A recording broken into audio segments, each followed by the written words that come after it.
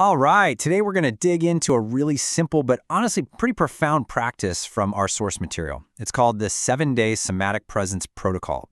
It's a fascinating way to think about stress, so let's just jump right in. So let's start with a question for you. Think about it. When that feeling of stress or overwhelm starts to creep in, what's your first instinct? What's your go-to move? For most of us, right, we immediately try to analyze it, fix it, or just escape it with a distraction. But what if the most powerful thing you could do was, well, almost nothing at all? This quote right here gets to the absolute heart of this idea, and it's completely counterintuitive. The goal is not to calm yourself down. It's not to understand why you feel a certain way or to change your behavior. The entire practice boils down to one single thing, just noticing where in your body you feel a sensation. That's it. And that brings us to our first section. This is a genuinely counterintuitive idea because it asks us to do the exact opposite of what we've been taught our whole lives, which is to try and fix every single feeling we have. So what exactly is this protocol? Well, think of it as a tiny training exercise for your nervous system. The whole point isn't to feel better in that moment. The point is to teach your body on a very deep level that it is actually safe to stay with a physical sensation for just a few seconds without that knee-jerk reaction to explain it, analyze it, or run away from it. Okay, on to section 2. This is where the whole thing becomes radically, almost unbelievably simple. There are no complicated meditations here, no long list of instructions. It all comes down to asking yourself just one question.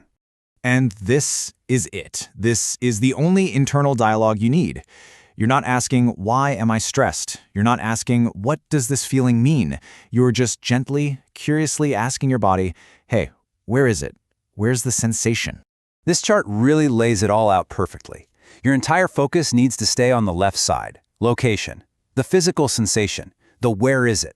You have to actively let go of everything on the right side. You ignore the why. You ignore the story you're telling yourself about the feeling, and you absolutely have to ignore any judgment. It's a huge shift from thinking to just sensing. So you're probably thinking, okay, this sounds simple enough, but what do I actually do?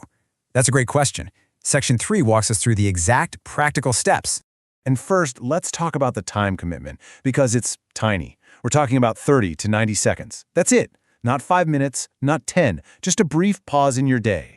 So here are the 6 steps. First, just stop what you're doing. You can be anywhere. You don't even have to close your eyes. Second, just gently scan your body. Third, pick one place that feels a little tight or heavy. Common spots are the jaw, chest, stomach, shoulders, or throat. Fourth, silently just name it in your head, jaw. Fifth, you just stay there. You let your awareness rest on that location for that 30 to 90 seconds. And sixth, you're done. Just go on with your day. That's the whole practice.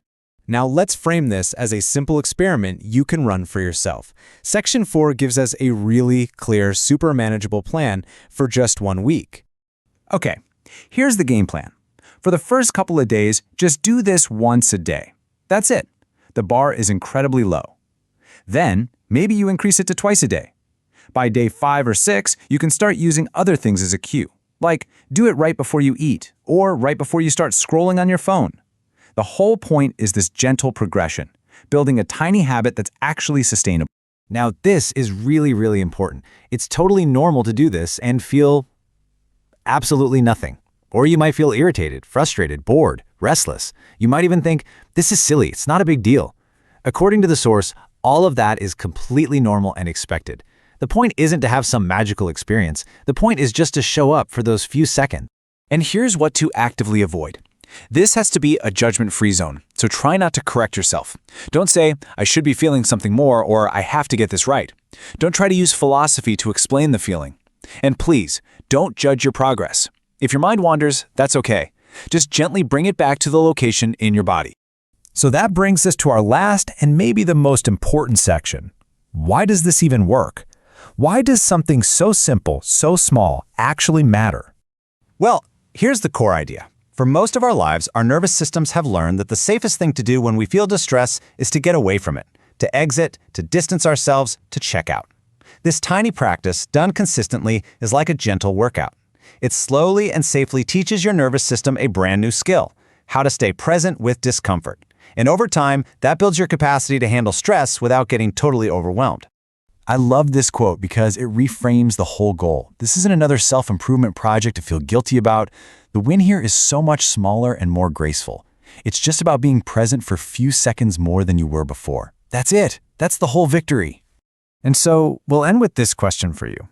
In a world that is constantly screaming at us to do more, fix more, and analyze more, what could you learn by simply choosing to do less? What might you discover about yourself if you just decide to stay for only 30 seconds?